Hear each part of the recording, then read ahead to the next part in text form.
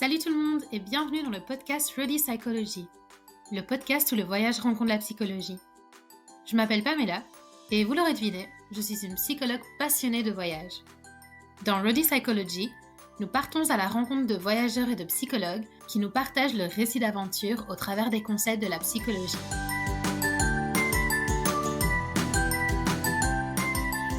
Il était une fois un petit messager qui avait un travail très important. Comme son nom l'indique, le petit messager transmet des messages. Mais pas n'importe quel message. Non. Le messager donne des petits indices pour guider les personnes. Et donc chaque jour, le petit messager frappe à la porte des personnes pour leur donner leur indice du moment. Bien souvent, les personnes ouvrent la porte et reçoivent leur indice très facilement. Mais parfois, la réception est un peu plus compliquée.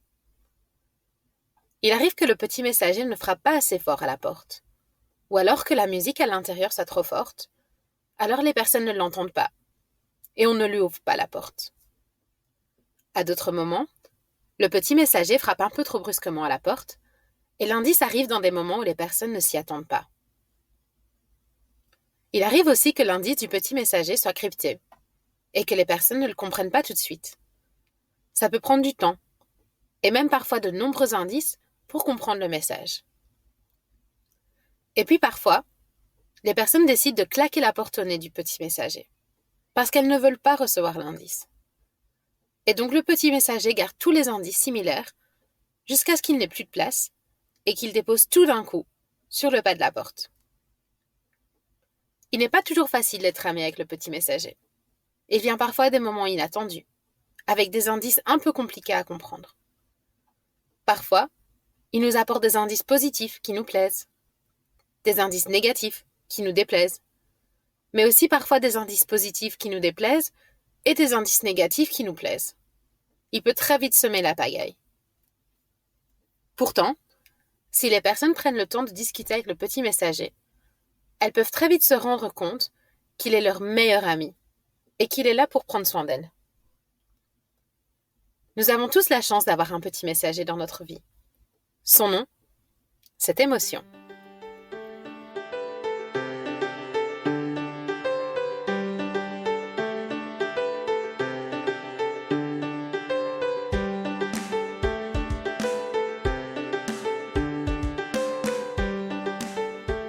Lorsque l'on ressent une émotion, c'est comme si on s'envoyait un petit message à soi-même. En fait, les émotions nous envoient des messages au sujet de nos besoins qui sont nécessaires à notre santé et à notre bien-être. De manière générale, une émotion négative reflète un besoin non rempli ou non respecté, alors qu'une émotion positive indique que notre besoin est satisfait. Par exemple, nous pouvons nous sentir rejetés lorsque nous ne sommes pas invités à la soirée de nos amis, car notre besoin de connexion ou de partage n'est pas rempli. Ou alors, nous pouvons nous sentir calmes lorsque notre conjoint nous prend la main lors d'une conversation difficile, car notre besoin d'être compris, écouté et accepté est rempli. Il existe de nombreux besoins et de nombreuses émotions. Chaque personne ressent des besoins différents, et la satisfaction ou la non-satisfaction de ces besoins va susciter des émotions différentes pour chacun. Comprendre nos émotions, c'est donc avoir un petit aperçu très important sur nos besoins, et donc sur nous-mêmes.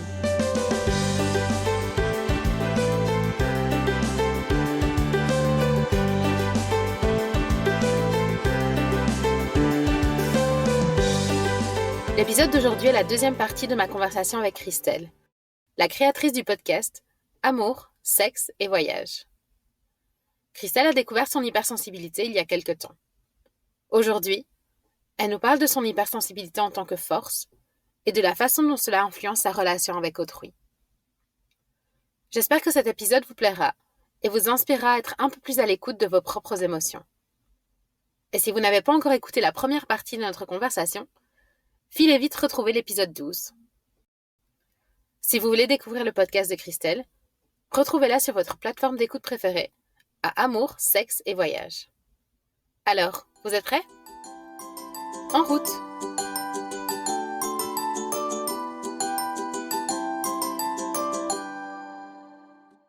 Et du coup, après quelques années de voyage, tu as décidé de créer un podcast qui fait d'ailleurs c'est 1 an. C'est ça. Est-ce que tu pourrais nous en dire un peu plus sur ton podcast? Bien sûr. Donc oui, j'ai créé mon podcast qui s'intitule Amour, sexe et voyage. Donc c'est assez clair, on sait de quoi on parle. Mais donc c'est un podcast dans lequel au départ j'ai décidé d'interviewer des personnes sur leur parcours de vie. Donc on commence un petit peu sur l'enfance, l'adolescence et après voilà sur un peu la sexualité, sur des relations amoureuses, des ruptures, enfin ce genre de choses. Et aussi si la personne a voyagé, on parle d'un voyage qui l'a marqué ou d'un voyage où il s'est passé plein de mésaventures ou peu importe. En fait, voilà, la personne expose juste ce qu'elle a envie d'exposer de sa vie, les moments marquants qui font partie de son parcours de vie. Et puis, quelques mois après la création du podcast, je me suis dit que, effectivement, ces 3 termes, donc à savoir amour, sexe et voyage, sont pas venus pour rien. C'était vraiment des mots qui me correspondaient parce que je suis une amoureuse de l'amour, parce que j'ai toujours parlé de sexualité de façon très décomplexée et parce que je suis une passionnée de voyage.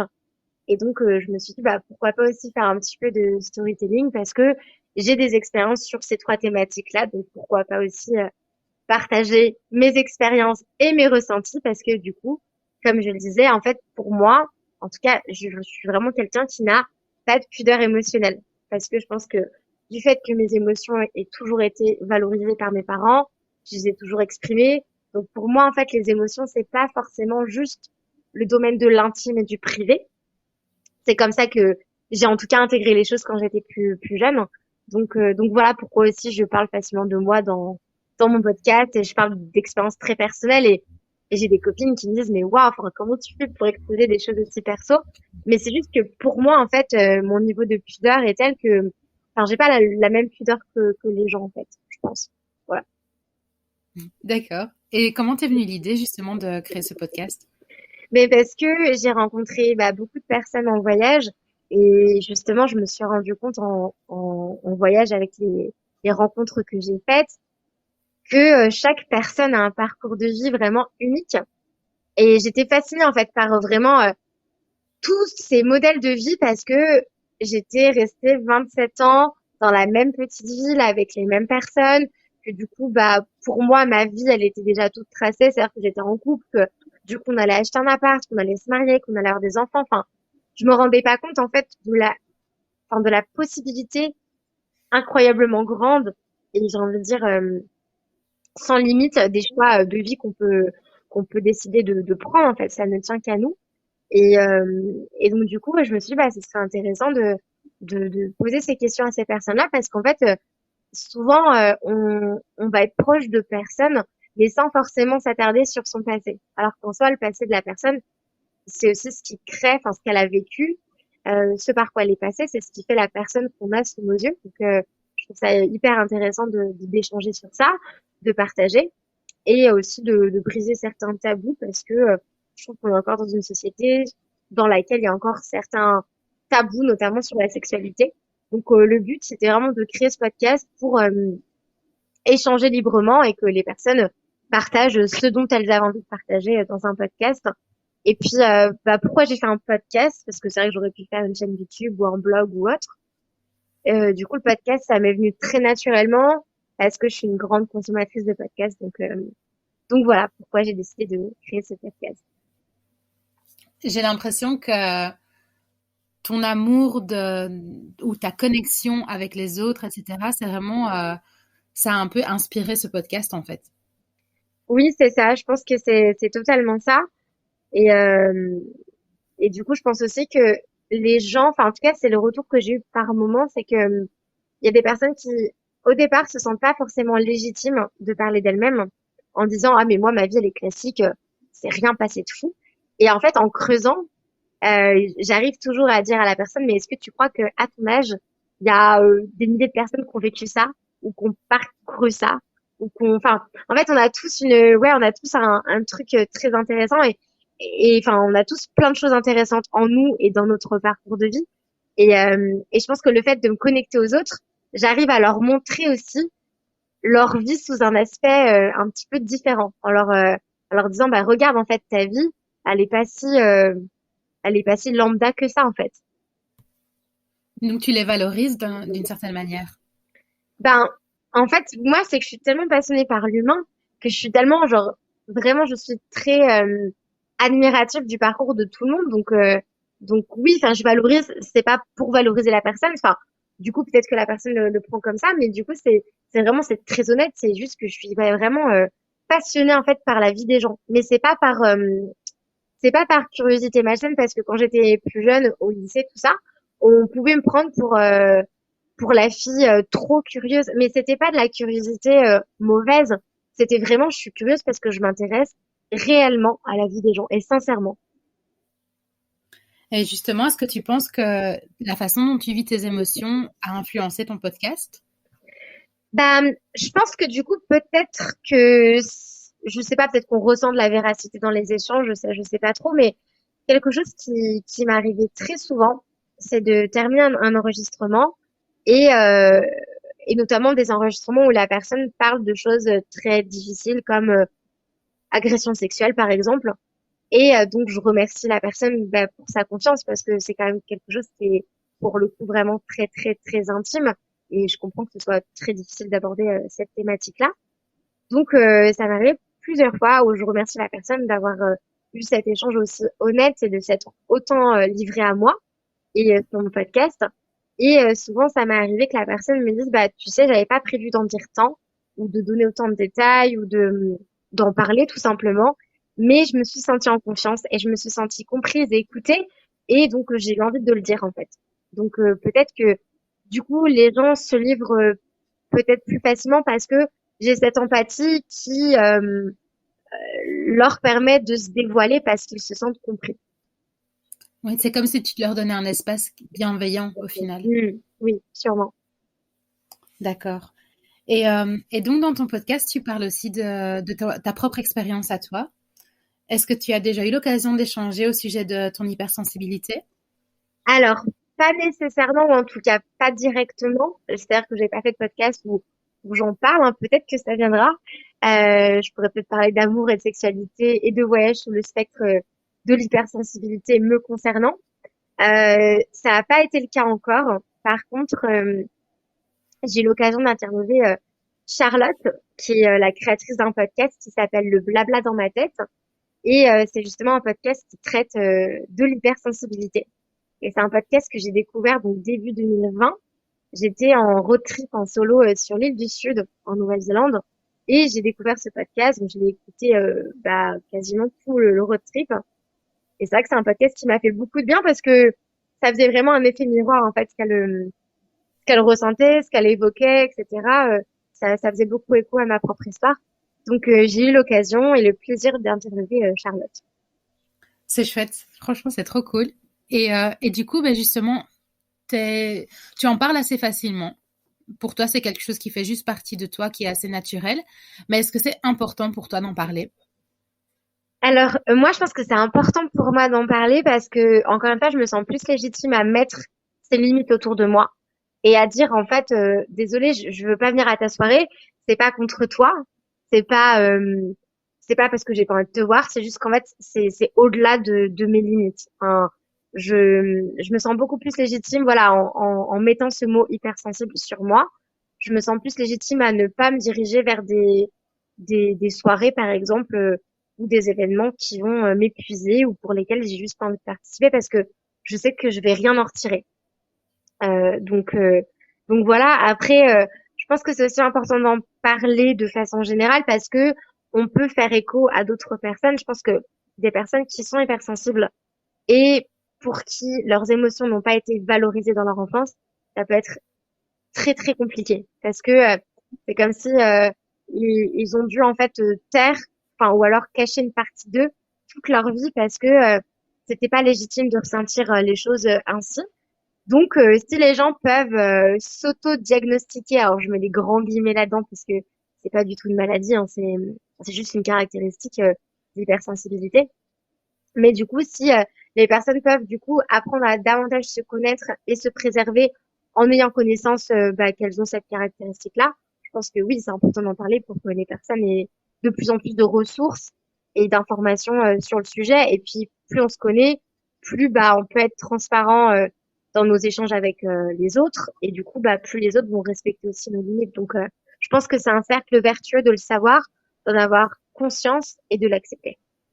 Oui, donc c'est vraiment dans l'optique de partager l'information pour pouvoir justement apprendre à se connaître soi-même. Et puis, comme tu dis, s'accepter, se respecter. Et voilà, comme tu dis, c'est un cercle vertueux au final. Exactement. Oui. Et alors, petite question, je voulais revenir un petit peu sur l'empathie, parce que tu en parlais tout à l'heure. Et la façon dont tu expliquais ton empathie à toi, ça me faisait presque penser même à la compassion, en fait. Et donc, je voulais voir ton avis là-dessus. Si tu penses que tu es plutôt dans l'empathie ou justement si tu penses que tu tombes un peu dans la compassion. Euh, je pense que c'est un petit peu des deux, Oui. dans le sens où, alors, est-ce que tu aurais vraiment la définition exacte de la compassion juste pour que je puisse être très, Alors, l'empathie, c'est vraiment la capacité à pouvoir se représenter les états d'autrui. Donc, par exemple, l'exemple qui est un petit peu cliché, c'est la photo où tu as deux personnes assises l'une en face de l'autre et une personne voit un 6 et l'autre voit un 9. Et donc, l'empathie, c'est vraiment pouvoir se mettre à la place de l'autre et se dire, mais oui, en fait, cette personne, elle voit un 9. Donc, c'est vraiment l'exemple un peu cliché. Tandis que la compassion, ça a plusieurs composantes. En fait, c'est ressentir l'émotion avec autrui. Donc, tu ressens l'émotion aussi. Et la compassion, tu as aussi un aspect motivationnel. Donc, la compassion, tu vas vouloir agir, tu vas vouloir faire quelque chose, soit pour aider par rapport à cette émotion, ou alors tu as juste cet élan de motivation, en fait. C'est assez actif comme émotion. ok. Alors oui, je pense que je suis clairement dans la compassion, mais vraiment. Sachant en plus que c'est vrai que, en fait, quand je donne des conseils aux personnes qui m'entourent, donc là, je parle comme je parlais du coup, du fait que j'ai besoin d'être entourée de personnes avec qui j'ai des relations qui sont honnêtes, sincères et privilégiées. Et de ce fait, quand la personne va se confier à moi, je connais son passif, je connais ses blessures, je connais beaucoup de choses sur cette personne-là. Donc, en fait, quand la personne m'exprime une épreuve de vie compliquée qu'elle traverse, par exemple, je vais pas lui donner mon avis à travers moi, Christelle, et mon spectre et mes émotions et ma personnalité. Je vais clairement me mettre totalement dans son corps, dans son esprit, et c'est comme si je ressentais ce que la personne ressent par rapport à son passif à elle. Donc je prends en considération en fait tout. C'est, je sais pas si la personne elle a une blessure du rejet et qu'elle vient de se faire rejeter par quelqu'un, je vais ressentir ça, alors que moi-même, en tant que personne Christelle, je n'ai pas cette blessure-là, donc ça va pas réactiver une blessure. Donc en fait, oui, je me mets totalement dans la peau de la personne en face de moi et j'ai l'impression de vivre ses émotions. Et après, j'ai ce besoin, et je pense que ça a toujours été comme ça depuis vraiment toute petite. J'ai vraiment ce besoin un petit peu d'aider les autres. Ce que je sais, c'est que j'ai toujours été très à l'écoute. Mon papa me disait que voilà, quand j'avais 2 ans, je le regardais avec des grands yeux et je pouvais l'écouter de façon très active, en acquiesçant pendant des heures et des heures. Il me disait, mais c'était incroyable, en fait. J'avais face à moi une petite haute comme 3 pommes, mais vraiment qui comprenait et qui analysait tout ce que je lui disais. Et, et du coup, en fait, voilà, enfin, quand je donne des conseils à des copines, hein, alors je commence toujours par la phrase, écoute, je ne suis pas toi, donc mon conseil va du coup être relatif à moi, ce que j'en pense et ce que j'aurais fait à ta place. Et en fait, après, au fur et à mesure je continue à coacher entre guillemets ma copine ou à lui donner des conseils. Et en fait, au fur et à mesure, du coup, je me mets de plus en plus à sa place. Et de plus en plus, je lui dis, écoute, là, je suis en train, en fait, un peu de me dire, bah oui, c'est vrai que t'as telle et telle chose qui te sont arrivées. Ça fait écho à ça, etc. Donc, je suis vraiment dans l'analyse et j'ai peut-être toujours posé un petit peu des questions qui étaient peut-être déroutantes pour mes copines parce que, c'est toujours des questions un peu profondes, quoi. Encore une fois, moi, tout ce qui est conversation de surface, c'est pas trop mon truc, quoi. Oui. Et du coup, comment est-ce que tu arrives à trouver le juste milieu entre mettre tes propres limites, mettre tes barrières pour te protéger et cette capacité que tu as à te mettre à la place de l'autre? Comment est-ce que tu arrives à trouver le juste milieu pour ne pas te laisser envahir par les émotions de la personne que tu as envie d'aider? Alors, je pense que pendant très très longtemps, enfin notamment une relation que j'ai eue amicale, c'était une relation très toxique avec un lien d'emprise et c'était du coup une fille qui avait toujours des problèmes. Mais c'était quelqu'un qui cherchait les problèmes en fait pour, enfin c'est méchant à dire, mais réellement, enfin il lui arrivait plein de choses qui étaient de son fait à elle. Et et du coup en fait c'était vraiment quelqu'un qui me prenait toute mon énergie. C'était un vampire émotionnel. C'était très compliqué. Elle me vidait, elle me drainait. Et là, maintenant, au fur et à mesure que j'ai compris mon hypersensibilité et que j'ai appris à vraiment très bien m'entourer et choisir les personnes qui sont autour de moi et ne pas ressentir d'énergie négative avec ces personnes-là, voilà, la relation est très saine. Bah, de ce fait, je suis là à 100% pour la personne et, et je pense que c'est au fur et à mesure du temps et de la relation que on apprend à se protéger. Bien sûr, je ressens toujours un petit peu ce que la personne ressent, mais j'essaye un petit peu de m'auto-coacher là-dessus, même si c'est compliqué, voire impossible de maîtriser ou de contrôler ses émotions. Mais je prends du recul, en fait. C'est comme si je faisais un petit step back et, et je me dis, OK, cette émotion, elle est pas dans mon corps, elle est pas à moi, elle m'appartient pas. Donc, sur le coup, quand je parle à la personne, je vais ressentir de façon très vive ce qu'elle ressent. Moi, quand j'ai une copine je sais pas, qui a un chagrin d'amour, qui est vraiment, mais sans dessus dessous, moi, ça va me faire mal au cœur, ça va me faire une douleur physique. Je vais me sentir vraiment hyper mal pour la personne. Et en fait, une fois que l'échange est terminé, j'essaie de reprendre ma place, en fait, et de me réancrer dans mon corps et de me dire, OK, ces émotions-là, elles ne t'appartiennent pas. Tu les as partagées avec ta copine parce que elle en avait besoin et parce que du coup, bah, dans le process, pour l'aider, pour l'écouter, pour l'accompagner, c'était nécessaire. Mais là, tu retournes dans ta place et, dans ton corps, en fait. Voilà, je pense que c'est un peu un apprentissage de façon naturelle, ça se fait pas. Et c'est pour ça que par le passé, j'ai pu me laisser un petit peu déborder par des relations toxiques et c'était hyper compliqué en fait de mettre des barrières. Et maintenant que je sais vraiment ce que je veux dans mes relations aux autres, ben je m'entoure des bonnes personnes et je me protège quand c'est nécessaire. Je retourne dans mon corps et dans mes ressentis une fois que j'ai consolé la personne et que j'ai fait tout mon possible pour l'aider. D'accord, c'est comme si tu étais, si tu t'autorisais à ressentir l'émotion de l'autre, mais que tu étais consciente justement que cette émotion n'est pas la tienne, que ça t'aide à aider l'autre, mais après ça t'aide aussi à toi retourner à ta place et ressentir tes propres émotions en fait.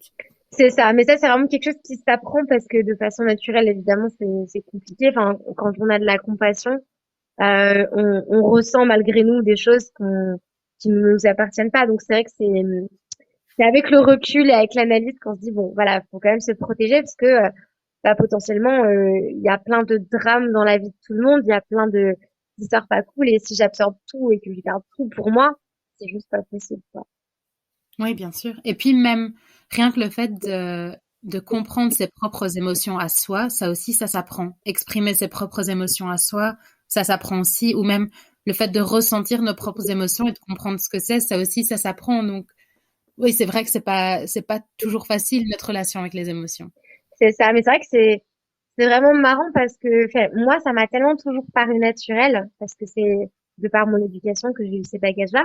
Mais en avançant, on se rend compte qu'il y a beaucoup de gens qui en fait traitent leurs émotions comme si elles traitaient une blessure avec un pansement sans désinfectant, quoi. Il y a pas le côté on va se soigner, on va comprendre ce qui se passe et après on va penser tout ça. Non, les personnes cherchent à penser leurs blessures sans les comprendre. Et moi personnellement, je me dis mais j'ai vraiment beaucoup de chance hein, d'avoir les parents que j'ai parce que en tant que petite fille hypersensible, si j'avais eu des parents qui diminuaient ou ne comprenaient pas ou ne valorisaient pas mes émotions, je pense que ça aurait été assez compliqué, quoi. Ben justement, quel conseil aimerais-tu donner à une personne qui éprouve des difficultés à vivre son hypersensibilité? Ben, je peux que lui dire que ben, je la comprends dans le sens où moi je la vis plutôt bien parce que du coup c'est très axé sur des émotions positives parce que je suis quelqu'un de très très positive et très optimiste. Mais ça c'est quelqu'un qui le vit plus difficilement parce que peut-être que la personne va avoir traversé des émotions plus compliquées et du coup, bah, c'est le côté émotion négative qui est exacerbé. Je dirais déjà à la personne de pas lutter contre son ressenti parce qu'en soi, c'est comme ça. Elle a cette caractéristique-là. Elle est hypersensible. Elle ressent plus fort que d'autres personnes.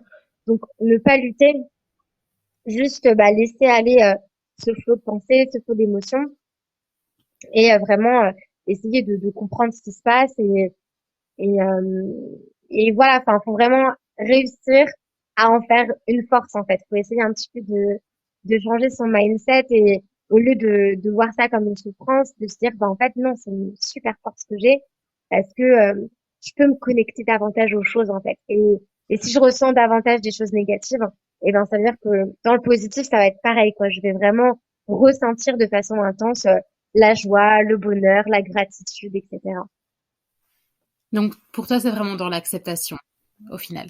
Je pense, mais après, c'est vrai que du coup, bah, chaque personne est différente. On a tous bah, notre personnalité. Donc, c'est vrai que par rapport à la personnalité qu'on a, je pense que l'hypersensibilité, et par rapport aussi aux blessures qu'on a à notre enfance, enfin, il y a tellement de choses qui se jouent dans cette période de vie que, évidemment, pas tout le monde vit l'hypersensibilité de la même façon. Moi, c'est vrai que très naturellement, et c'est pas un conditionnement que je me suis fait, c'est vraiment de façon naturelle. Pour moi, c'est une force parce que du coup, voilà, c'est pour moi génial de ressentir avec une intensité extrême des choses alors que dans la même situation les personnes sont là oh bah, c'est cool mais voilà quoi alors que moi je peux être vraiment très très très enjouée de très peu mais voilà quoi c'est sûr que faut vraiment être dans l'acceptation parce qu'on est qui on est faut être fier de qui on est et se dire que voilà en fait c'est une petite caractéristique qui fait que bah c'est qui on est quoi. D'accord. On arrive tout doucement à mes questions de fin. Et donc, je voulais te demander, dans ton podcast à toi, tu demandes souvent à tes invités ce que tu peux leur souhaiter. Et moi, je voulais te demander ce que je peux te souhaiter à toi. Alors, bah en fait, c'est vrai que je trouve que c'est une question assez intéressante. Donc, je la pose tout le temps effectivement à mes invités. Du coup, bah, qu'est-ce que tu pourrais me souhaiter? Bah, c'est de continuer à me découvrir parce que je pense que voilà, j'ai 32 ans. Je pense que si tu me réinterviews dans plusieurs années, j'aurai certainement d'autres analyses et d'autres choses à dire à mon sujet. Donc, je dirais de continuer à me découvrir et du coup aussi à tout simplement, alors, c'est vraiment très très bateau ce que je veux dire, mais juste être heureuse en fait, parce que malheureusement, je me rends compte autour de moi qu'il y a beaucoup de personnes qui ont des tracas, qui ont un petit peu des casseroles de leur enfance, de leur passé, et que c'est pas facile de se construire avec plein de choses. Et je me rends compte que j'ai beaucoup de chance, que j'ai vraiment une enfance saine et que ça fait l'adulte que je suis. Et tout simplement, moi, mon but dans la vie, c'est juste d'être heureuse. Je suis pas carriériste, je rêve pas de fonder ma famille, de mariage ou autre. Enfin, je veux juste être heureuse avec moi-même. Et je pense que c'est la meilleure façon d'être heureuse avec les autres. Donc, juste être heureuse et continuer à me découvrir. Ouais, je suis d'accord avec toi. Je pense que le bonheur, c'est vraiment, voilà, c'est, il y a même pas de mots en fait. C'est la vie. Ah, mais exactement. C'est juste, enfin, c'est hyper important d'être bien, en fait. C'est vrai que je connais des personnes très proches de moi bah, qui ont une santé mentale très fragile et c'est hyper compliqué de les accompagner ou de penser tout ça. Enfin, alors que moi, bah, tous les jours, je me sens heureuse, en fait. Enfin, c'est, je me rends compte, en fait, grâce à ça que, en fait, le bonheur, c'est pas quelque chose, malheureusement, d'acquis pour tout le monde. Et on sous-estime beaucoup, en fait, la chance qu'on a de juste, bah, d'être heureux chaque jour, quoi. Donc, ouais, c'est la base à tout. Oui, clairement. Et aussi, j'ai l'impression que parfois, même si on peut se représenter les émotions d'autrui et vivre ces émotions avec eux, parfois ça reste compliqué en fait de se représenter leur monde entier. Et donc, même si on comprend que certaines personnes vivent des choses difficiles, on peut pas tout comprendre non plus. Et donc, c'est vrai que c'est difficile quand nous, on est souvent heureux de se dire, bah oui, il y a des personnes qui elles, ne ressentent presque jamais cette émotion en fait. Totalement, ouais, c'est ça. Oui. Alors, pour les personnes qui aimeraient bien te contacter justement, soit à ce sujet ou alors pour suivre ton podcast, où est-ce qu'ils peuvent te retrouver? Alors, du coup, mon podcast est sur toutes les plateformes d'écoute, donc à savoir Apple Podcast, Spotify, Google Podcast, Deezer, tout ça. C'est le podcast donc Amour, sexe et voyage. Et après, du coup, j'ai une page Instagram, donc Amour, sexe, voyage, podcast. D'accord. Eh bien, on arrive à ma dernière question que tu connais. Et je voulais te demander, qu'est-ce qui te rend toi extraordinaire? Alors, je pense que ce qui me rend extraordinaire, alors sans grande surprise, attention, roulement de tambour, Mon tambour. je dirais que c'est mon empathie, ma compassion, parce que je pense que du fait que ce soit très présent chez moi et que c'est une qualité humaine acquise, enfin, on n'est pas tous empathiques ou dans la compassion à ce point. Je pense que c'est une valeur forte pour les autres. Enfin, je pense que ça me permet d'être une amie sur qui on peut compter, d'être une sœur sur laquelle on peut compter, etc. Je pense que c'est ça qui me rend extraordinaire aux yeux de mes proches, parce que ça, ça permet en fait cet échange sincère et cette confiance qu'on m'accorde assez facilement. Donc, ça renforce ton authenticité d'une certaine manière. Je pense que oui. Oui. Bien, bien d'accord. Merci beaucoup. Ça m'a fait super plaisir de parler des émotions parce que je trouve aussi que c'est quelque chose de super important. Et donc, de discuter avec toi à ce sujet était vraiment super fascinant. Bah, merci à toi. Comme tu le sais, j'adore ton podcast. Vraiment, je l'aime beaucoup. J'adore le voyage et j'adore la psychologie. Je pense que je suis au bon endroit sur ton podcast. Je te souhaite plein de belles choses à travers tous les épisodes à venir. Et je te remercie beaucoup, beaucoup pour l'invitation. C'était un réel plaisir. Merci ma choupette. Et moi, je recommande à tout le monde d'aller suivre ton podcast que j'adore aussi et que tu sais bien aussi. Merci.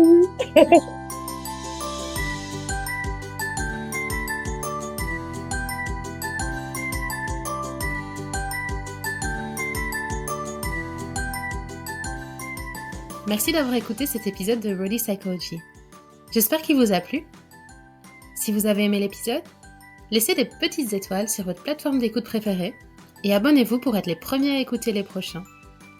Suivez-moi également sur Instagram, @ReadyPsychology, et invitez vos amis à nous rejoindre dans ce voyage à travers la psychologie. Si vous avez des commentaires, des questions, ou si vous avez envie de participer au podcast, n'hésitez pas à m'envoyer un petit message. À la prochaine pour un nouveau voyage.